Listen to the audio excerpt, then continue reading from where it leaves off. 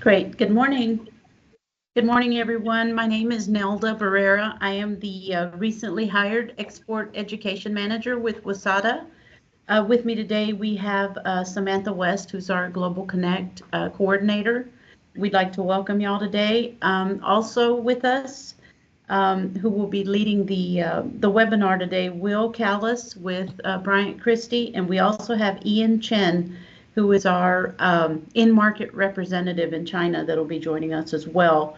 As we proceed with this webinar, navigating growth opportunities in China's hospitality sector and then how to develop trade relationships in this volatile environment. Before we get started, I'd like to remind everyone to please mute your computers and or your phones. And if you've got any questions as we're going through this webinar, please add them to the chat. And then we'll address those questions during the Q&A part of the presentation. At this time, Will, if you'd like to begin. Thank you, Nelda. Thank you for the opportunity, everyone, to present to you today. My name is Will Callis. I'm the Deputy Director of Market Development at Bryant Christie Incorporated. We have been selected by WSADA to present to you a number of seminars this year, and this is the first of a series. So thank you very much for the opportunity, and we're excited to move forward. So on the agenda today, we're starting off with some introductions, the current situation in China, an overview of the Chinese HRI sector. HRI in this instance stands for Hotel, Restaurant, and Institutional Sector. So hospitality is another way that you can refer to this sector. The post-pandemic trends in China in this industry, the recovery of the restaurant and hotel industry, and then Ian will be talking why there are still opportunities in China. And at the end, as Nelda mentioned, we're happy to answer any questions that you put in the chat during the presentation or anything that you'd like to ask at the end. So first off, I'd like to start off with a little bit about Bryant Christie, just give you a little background on our company. We were founded in 1992, and we have over 30 years of experience in providing global market solutions for food, beverage, and agribusinesses, primarily from the United States. We partner with our clients to open new markets, expand international sales, and empower you to move products around the world. And I won't go too in depth with our services, but we have different business units, some that work on global access to eliminate, reduce, and manage trade barriers. We provide research services and data analysis, and then market development and promotional activities, as well as strategic planning services. So that's a little bit about us. About me, I've been with Bryant Christie now for 9 years in the export promotion space, as well as slightly in global access. And I also grew up in agriculture, so I've been working in agriculture for over 30 years at this point. So what is the current landscape in China? We're going to talk a little bit about the timeline of the US-China tariff situation, current regulatory considerations, and then a short, closer look at Decree 248, which is something that many of you will have to deal with. So on the screen here, we have an overview of the most recent updates of the China-US tariff situation, but I think it's important to provide some background. So ever since the first Trump administration in 2017, the US and China have been back and forth on, I guess at times you could call it a trade war, at times you could call it just animosity or competition. But initially, in the first Trump administration, there were a number of tariffs put in place by Donald Trump and reciprocal tariffs put in place by China. Now, some of those were modified under the initial China Phase 1 trade deal at the time. But many have snapped back since that, and those tariffs remained in place under the Biden administration. So our exports to China have often faced higher tariffs for almost the last 10 years at this point. With the new Trump administration, tariffs have become a major point. I'm sure many of you have seen that, not just with China, but with many other trading partners, China being the most aggressive in the tariff front from the Trump administration. So in terms of what has happened since Trump took office, President Trump signed Executive Order 14195, imposing 10% tariffs on all Chinese imports on February 1st. That went into place on February 4th. When those went into place, China levied retaliatory tariffs of 15% on U.S. energy and agricultural and heavy machinery exports. That went into place on February 10th.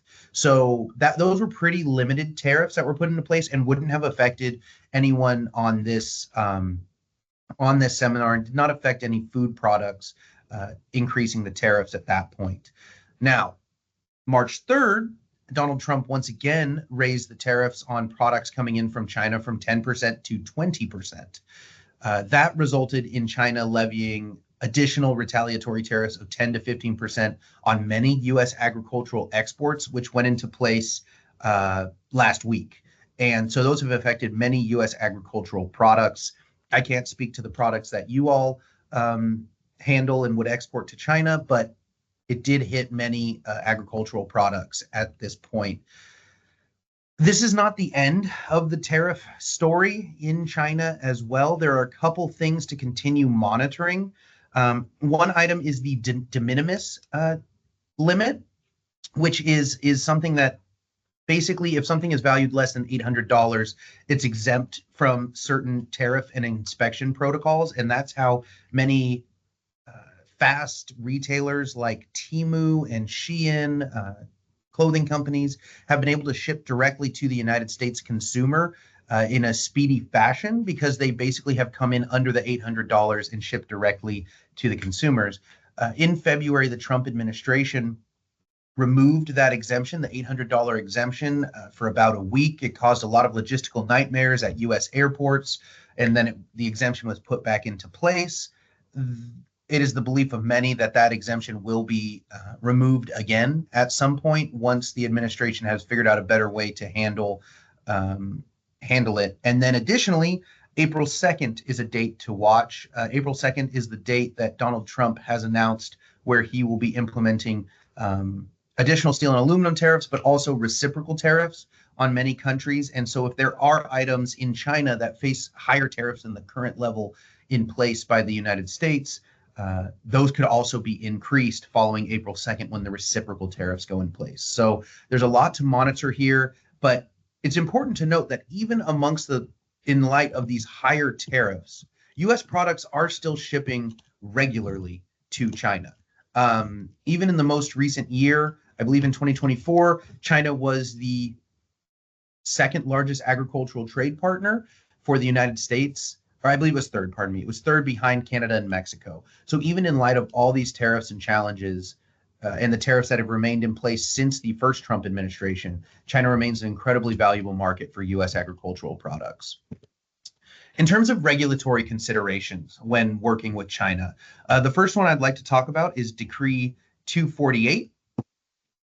Decree 248 was, I'll talk more in depth in a couple of slides, but essentially it imposes strict product and facility registration and documentation that you must have in place prior to shipping to China. Now, that does not apply to all products. If you are shipping certain products such as fresh, non-processed meats, fresh fruits, and seafood, you do not necessarily have to comply with Decree 48 because the registration for those facilities would be managed under a different work plan. But it is important to check if your product would be governed by Decree 248 before pursuing shipments to China. Another challenge that we have in China is that national and regional regulations do not often mirror each other. So there are differing regulatory burdens between the national and provincial agencies, which increases the administrative burden of compliance for exporters. And oftentimes we will recommend that if you are initially exporting to China, you focus on one province of China rather than trying to go broadly because of the challenges with the regulatory compliance in different provinces. So oftentimes if you're just entering the market, it's important to, or it's prudent to work in one province as opposed to trying to go broadly into China. And then, of course, the volatility of the U.S.-China relationship. There's rapidly changing relations between the two countries. I already mentioned some of the tariff considerations, but one challenge that does happen from time to time in China, especially when the United States and China are in an acrimonious relationship, is that regulations will be the severity of enforcement on regulations will often vary. And so there are times that certain regulations are perhaps overlooked or enforced to the minimum. And if the US and China are in a dispute, the inspection may be more thorough, or they may be more likely to find you in violation, which can cause challenges. And oftentimes when you put something on a boat or ship it to China, the US and China are in a good place. And by the time it arrives, there's been changes, and you might face additional challenges. So, like I said, I wanted to take a closer look at Decree 248 because this is really the first step in entering the Chinese market, especially for further processed food products. This decree was put into place in January 1st, 2022, and it requires foreign food manufacturers, processors, and storage facilities to register with the Chinese General Administration of Customs, GACC, prior to exporting to China. It applies to a number of food products, which can include dairy, seafood, meat, nuts, grains, and beverages.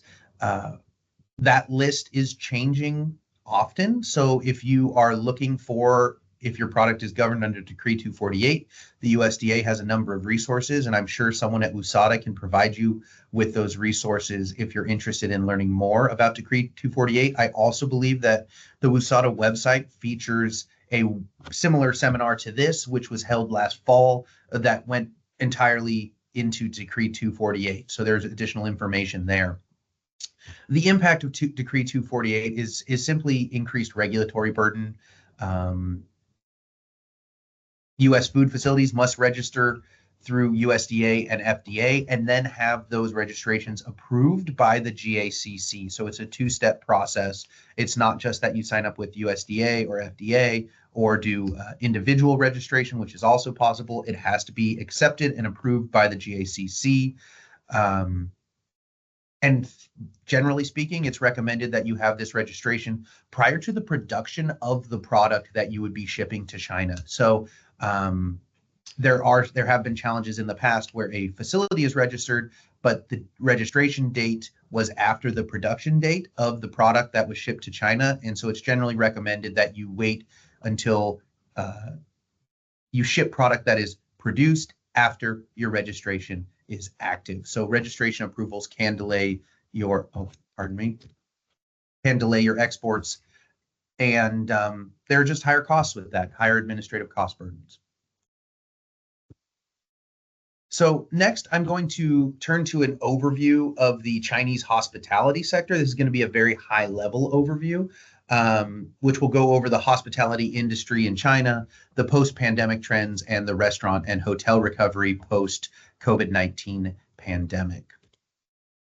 So just a quick glance at the Chinese HRI industry. I guess let me start off. As many of you may know, China pursued a zero COVID policy in mitigating the pandemic from the years of 2020 through the end of 2022, which was much later than many other countries kept lockdowns and social distancing rules in place. Essentially 2 full years is what were the rules, what was the implementation in China, which was very challenging for the HRI industry, especially if you talk about hotels and institutional restaurants were able to adapt to some extent to food delivery and order online.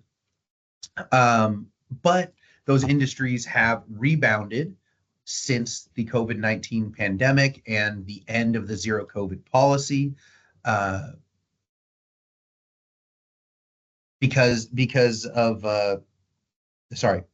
the end of the zero COVID policy. So generally speaking, GDP in China grew by 5.2% in 2023. I know many of us would say if the US economy grew at 5.2%, that'd be the largest growth we've seen, I think, since post-World War II. But it's below the 10-year average in China. You know, China in the 1990s and early 2000s was growing at rates approaching 10% a year. And then I think from 2010 to 2020, it was around 7%. So it's a little bit below average, but still really strong growth.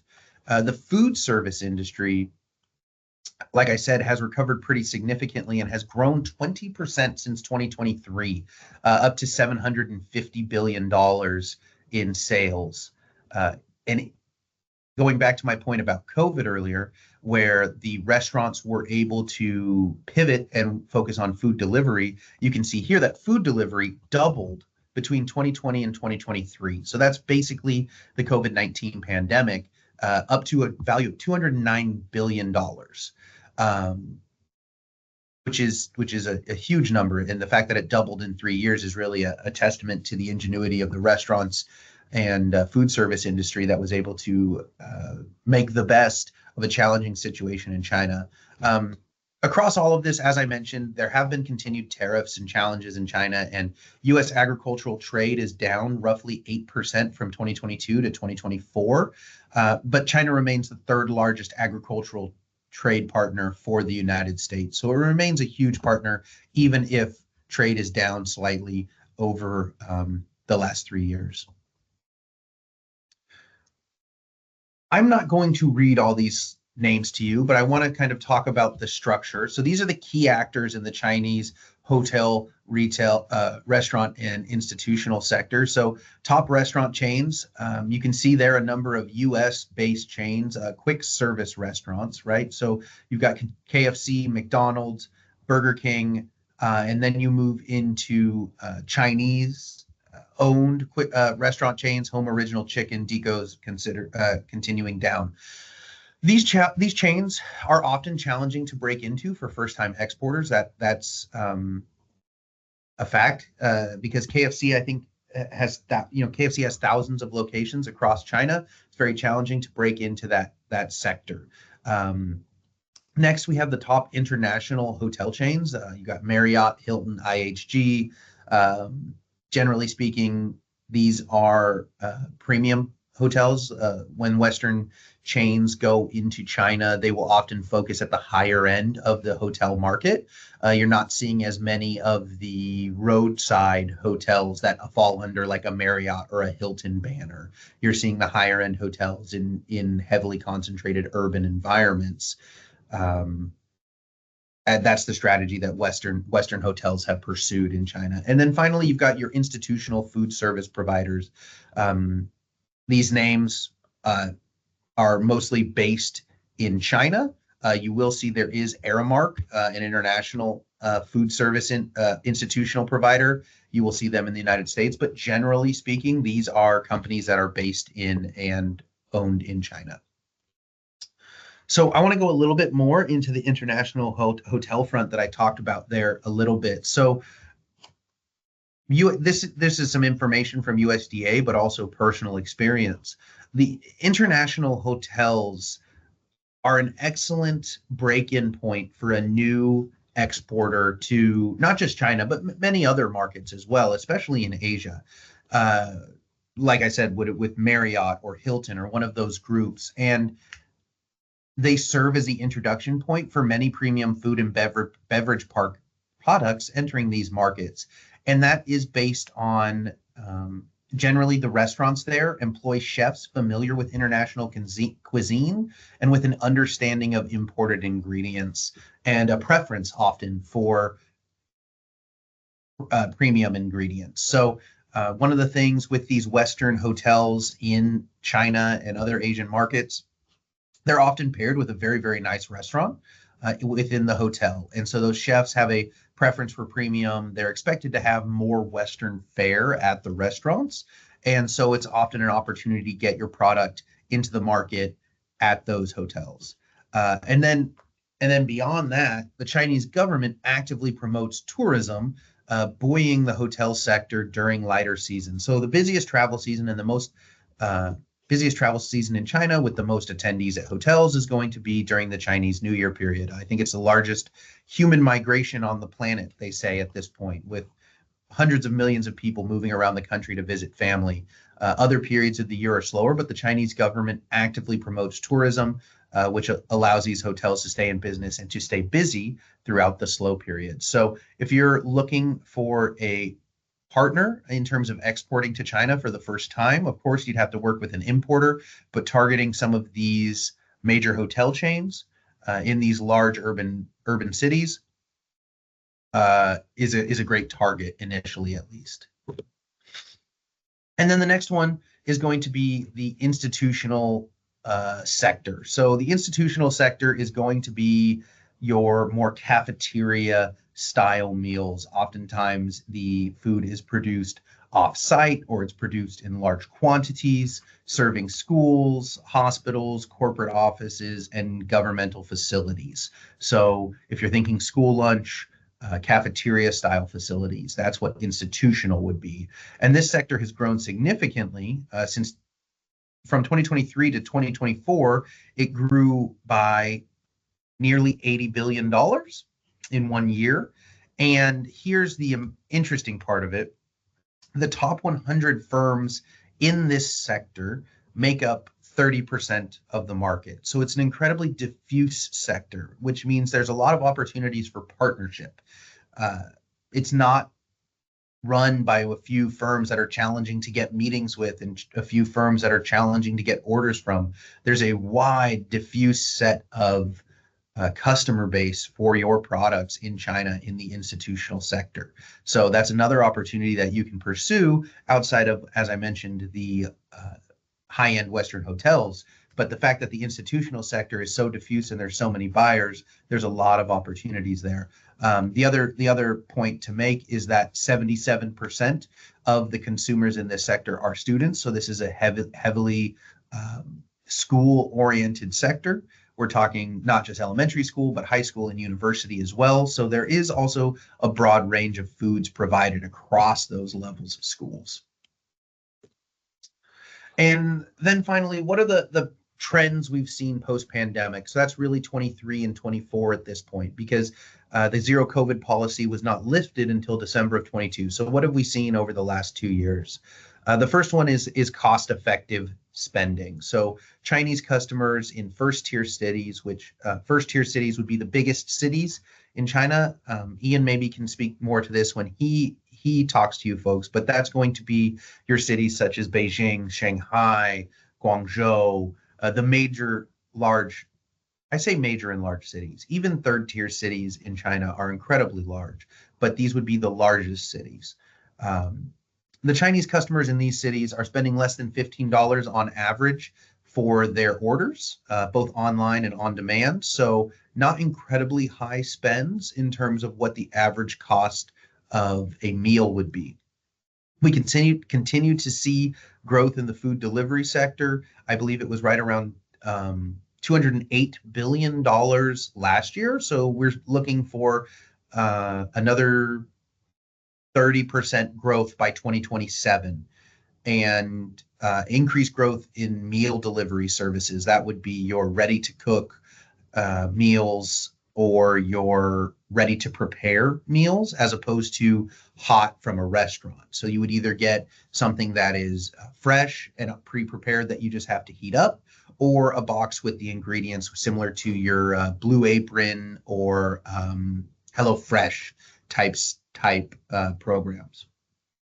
We're continuing to see an increased focus on tourism in China. That was one of the sectors hardest hit during the zero COVID policy because people were not allowed to move freely around the country. They were recommended or supposed to stay within their local communities. And so there has been a government policy encouraging domestic and international tourism to drive growth in the restaurant and to help with recovery there.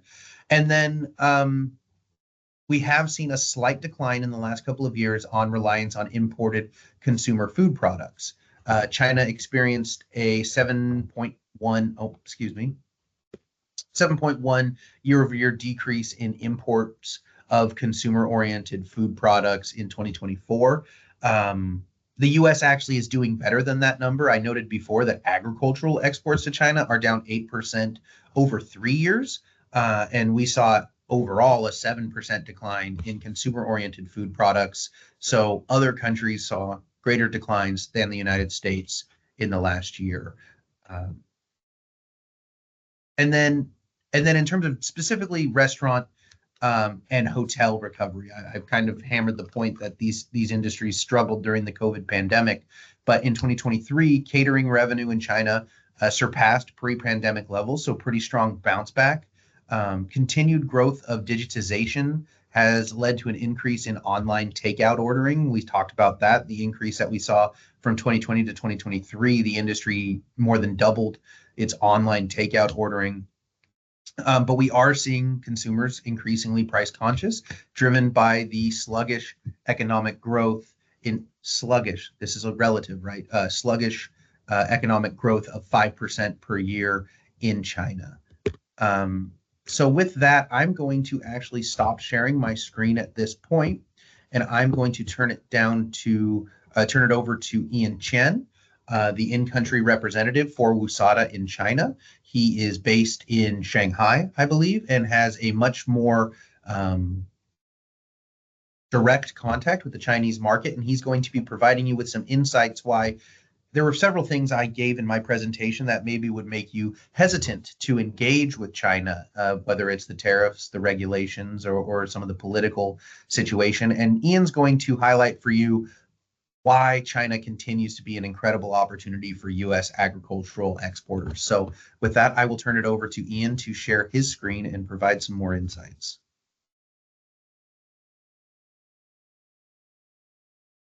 Thank you, Will. I'm not sure if everyone is seeing this correctly. Just give me 1 second to make sure this is. That's great, Ian. All right. Sorry, just give me 1 more second. It's not showing up quite correctly for me.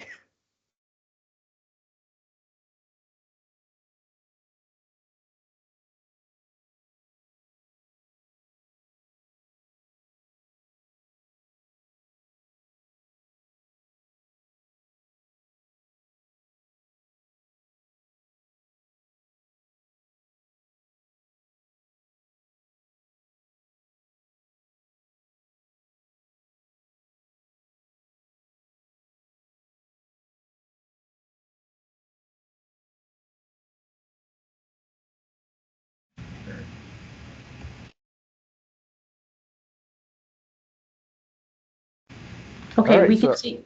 Okay, he's. is it in full screen or is it? Yes, It's we've got it. Perfect. all right, great. So, well, thank you very much, first of all, for taking your time to be here with us. And my name is Ian Chen, as earlier introduction. I am the in-market representative for WUSADA in China and Hong Kong. So I'm very, very happy to be able to introduce a little bit about why China. So, as Will mentioned earlier, the Chinese economy has been relatively sluggish over the past three years post-COVID. But the fact that China has the second largest population and the second largest economy in the world uh, means that this is still an extremely huge market for many companies. And the fact that the middle class itself is over 400 million, which is uh, larger than the entire population of the United States, means that China offers a huge consumer market with diverse needs and preferences. And the fact that the growth of the middle class, which is expected to possibly double in size over the next decade, means there's a trend of increased spending and a general shift towards demand for higher quality products. So the fact that people are looking for better quality matches the fact that the United States offer and are very well recognized in China for the quality of the products as well as the safety, as well as reliability of products.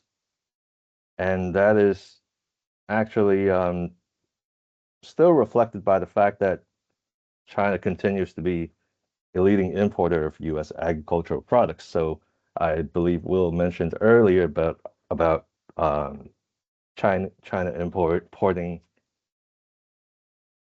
around 8% less consumer oriented products between the 2022 to last year.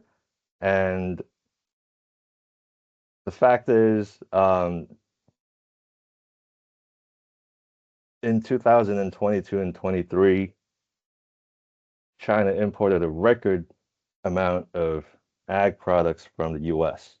And in 2024, even though you would consider it a decline, that number is still huge. And in terms of value, I believe China is still the third largest importer from the United States and second when it comes to volume.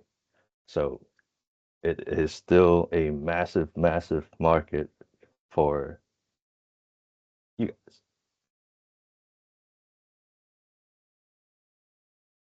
And just kind of like to touch a little bit more on the business environment of the food service sector, so the HRI sector. Um, so the recovery of the sector is kind of reflected by the fact that in 2024, the number of food service enterprises over here in China reached almost 17 million, and that is an all-time high. And there were 3.5 million newly registered food service enterprises in last year, basically. And I think this is a reflection of the fact that the market is profitable to a lot of the players that are looking to come in and take advantage of the fact that there's an emergence of resurgence of this sector. And on the other hand, if you look at it from the operator standpoint, the average menu price across the board declined by 6.6% from 2023 to around $5.5 per item. And ingredients made up around 40% of the restaurant's total operating expenditure. And this is in general is on an upward trend and it's continuing to climb. So for us, it's an interesting trend that we're seeing. So when it comes to the business pattern, this has been around for probably the past decade, with the anti-corruption policy that the Chinese government is imposing. But high-spending business banquets have been on the decline since the past decade, but it has also continued to decline last year. But the fact that the demand for small party, regular dining has remained very much stable. And around 42% of Chinese consumers, in a recent survey, said they believe they maintained the same spending level for dining from the previous year, and 31% believe they have actually spent more comparing to previous years.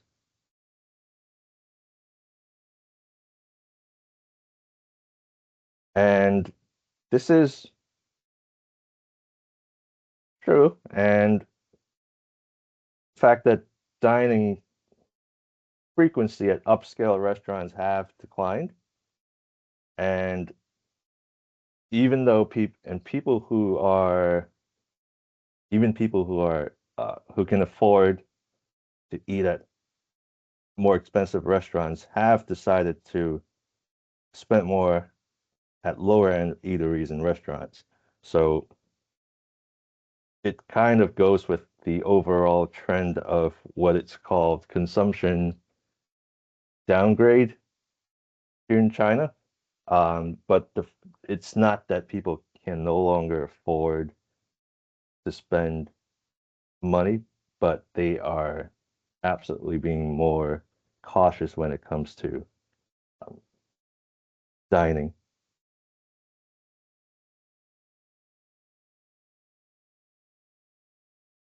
Now, like I said, Chinese consumers are being more prudent when it comes to spending on dining, but the demand for a dining experience, as well as the quality of the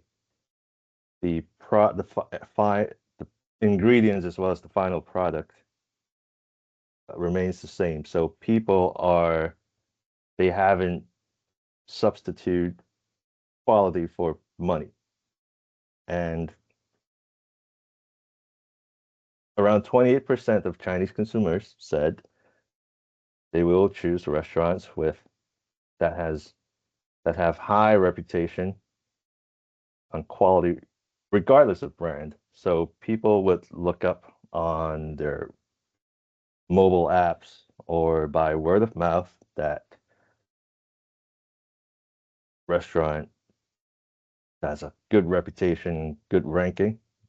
People will go choose that regardless of what brand chain that is or whatnot. So, and around 36% of Chinese consumers said they will split their time uh, returning to their familiar eateries, their familiar restaurants, but at the same time, they would be adventurous when it comes to trying out new places. And this is especially true for younger consumers who are more adventurous when it comes to experimentation.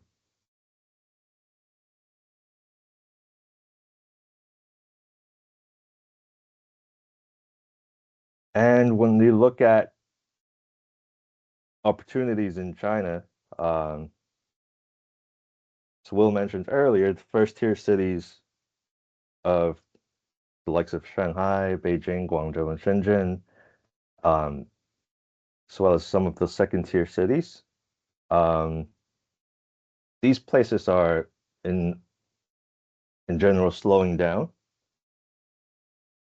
and that even lower tier cities. So we're talking about third tier cities and fourth tier cities. Um, these are okay, smaller markets, regional markets, provincial markets, but we are still talking about cities that has a population of 5, 6, 7 million people. So these markets themselves are big. They're got a lot of potential. So these emerging markets are experiencing faster growth and more people are migrating to these cities for work instead of the major cities. So that offers a lot of new opportunities when it comes to their food service sector. And yes, so when it comes to opportunities, we have to talk about food safety. Food safety issue is a highly controversial topic. So recently, China had a TV program that it's kind of like an expose that um, reports on food safety issues or cons consumer concerns, and that just happened about a week ago. So several very well-known um, chains, fast food chains and restaurant chains over here in China were exposed for improper handling of their ingredients and certain operate issues with operation, unsafe operation. So that has always been a touchy subject, especially around the time of this time of the year. So this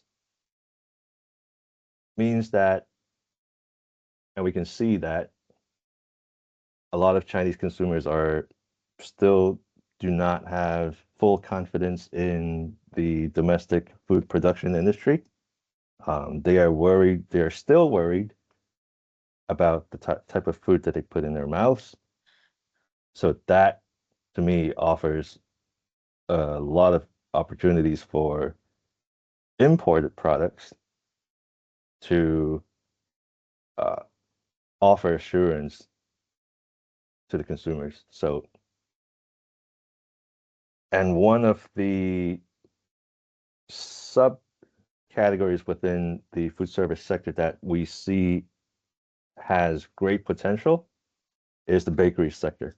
So the bakery sector has emerged as one of the best prospects for imported products. And we have done a seminar last fall going into details of the Chinese bakery sector. But to summarize it, um, there's an increasing amount of bakery chains and tea shops that are looking to use higher end, higher quality imported products as an ingredient for their products. So let's say flour, dairy, um, tree nuts, dried fruits. These are some of the key ingredients that many uh, bakery chains and tea shops are using. So that is one of the best prospects when it comes to the entire food service sector. And last but not least, I would like to kind of just wrap up my part of the presentation, talk a little bit about developing relationships with Chinese partners, Chinese importers. So first and foremost, be present and engage proactively. So USADA offers many trade shows and trade missions that allow you to showcase your products and your companies um, at trade shows, trade missions. So these are the best platforms for you to uh, gain exposure to potential buyers and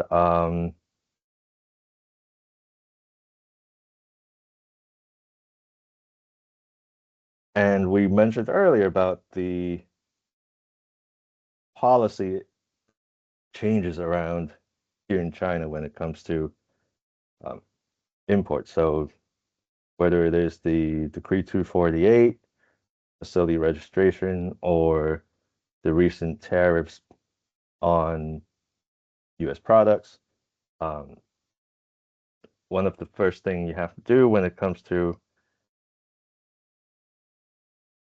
building relationship with Chinese importers is to be export ready.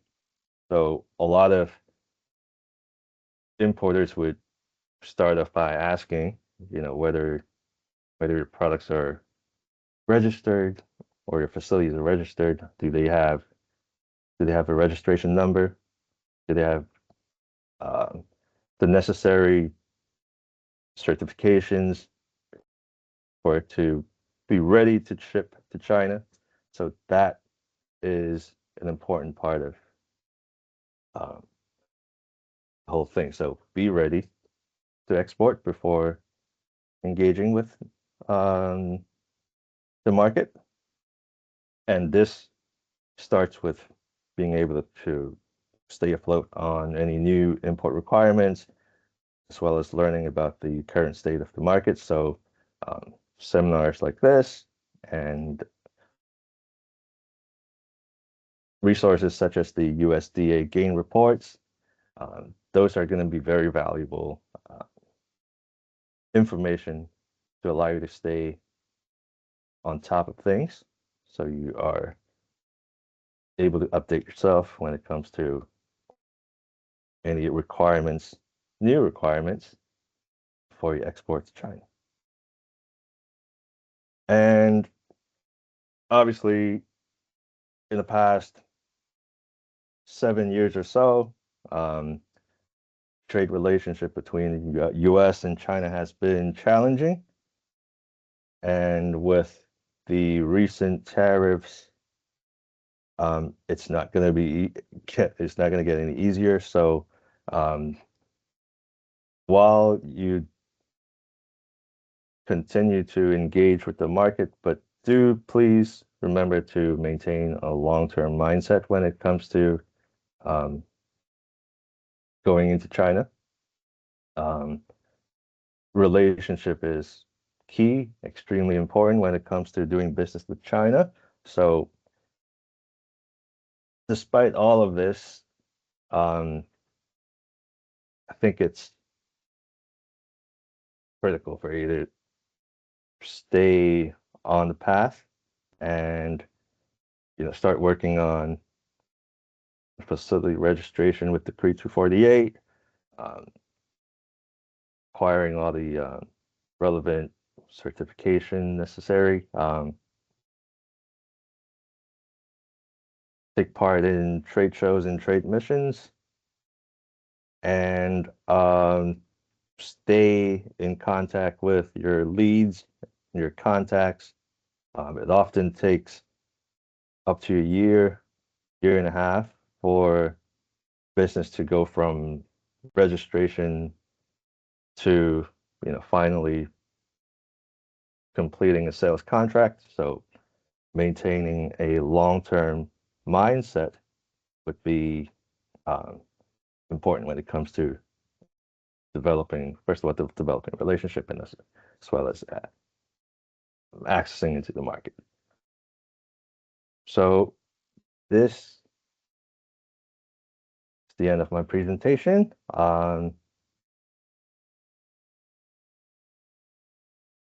Thanks, Ian. I have one more quick slide to go over that ties in perfectly to the end of your end of your presentation, and then we can move over to some question and answer if anyone has any questions. So one final slide here.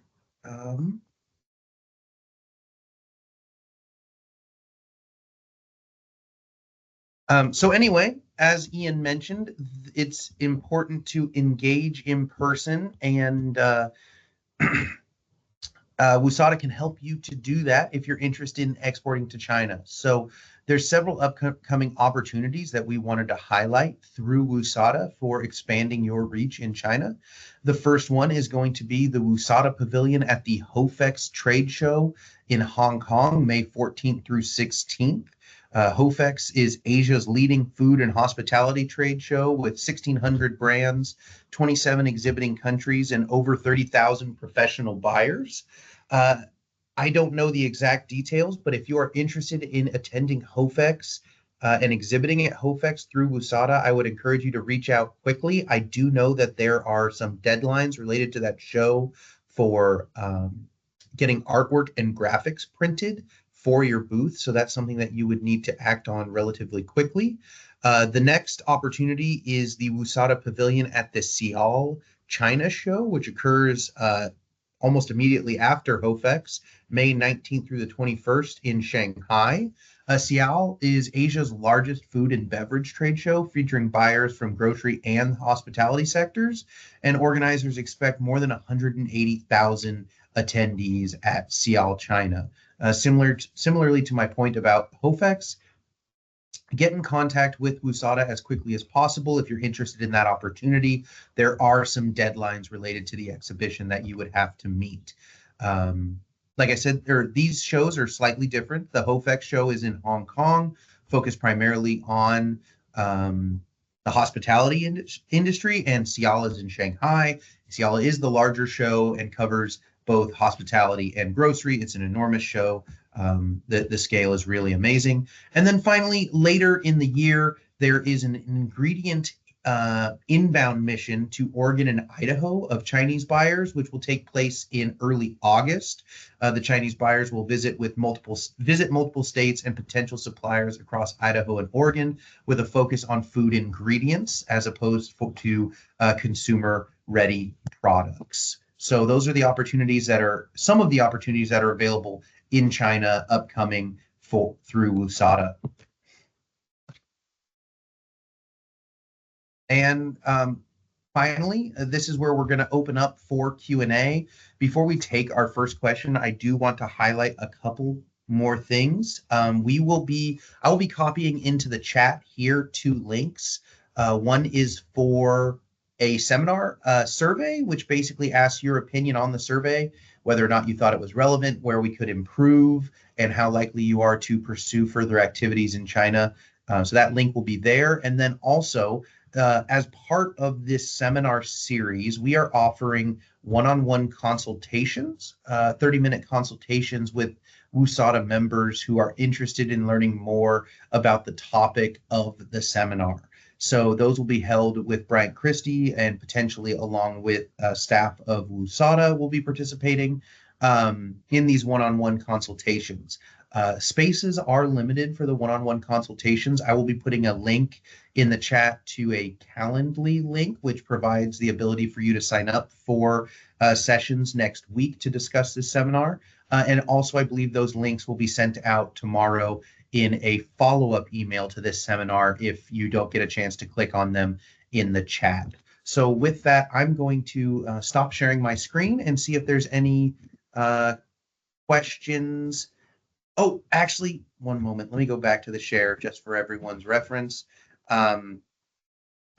If you are interested in participating in WUSADA activities or want to know more about Decree 248 or any of the other components of WUSADA, you can reach out to gx@wusada.org or education@wusada.org. And even if it's not necessarily the correct email for your question, I have been assured by WUSADA that you will be directed to the right person.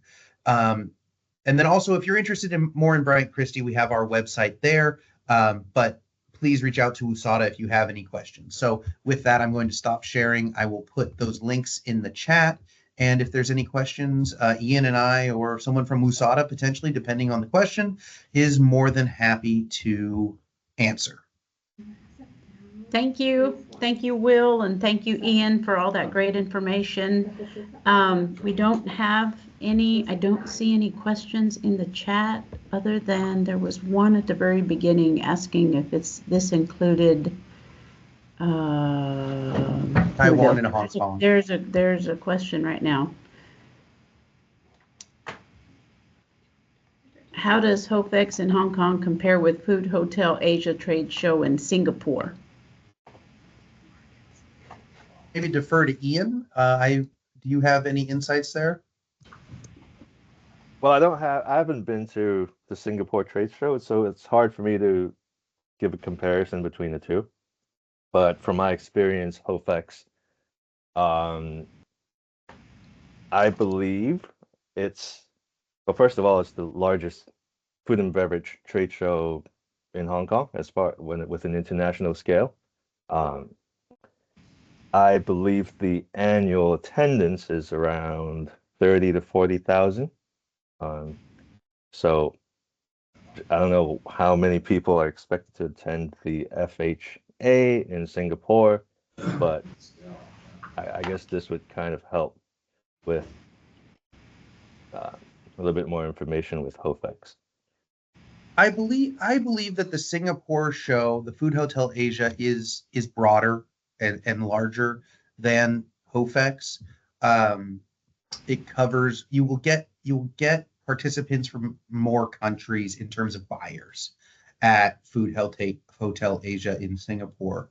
I think, as I understand it, that HOFEX is more Hong Kong and Chinese oriented than FHA is. Not that FHA wouldn't have Chinese components as well, or participants, but that there are more people from India, there are more people from Southeast Asia, and even down into Indonesia and some of those countries at FHA. So it's a less targeted trade show in terms of the market, whereas HOFEX would be more targeted towards Hong Kong and China. At least that's my understanding.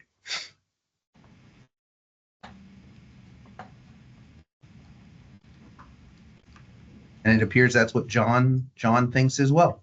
60,000 visitors and more countries attending. Any other questions?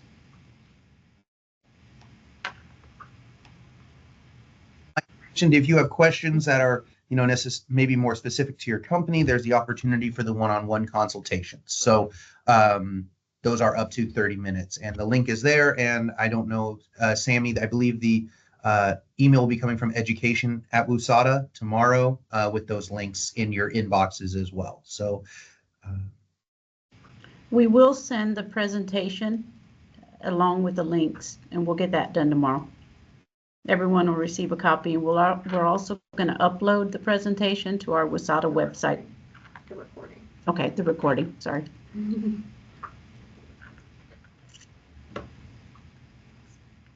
Any last minute questions before we end this webinar?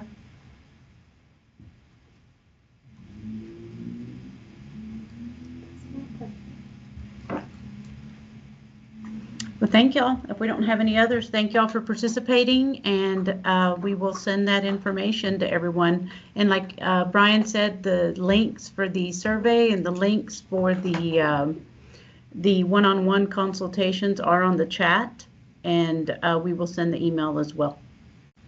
Thank you. thank you, everyone.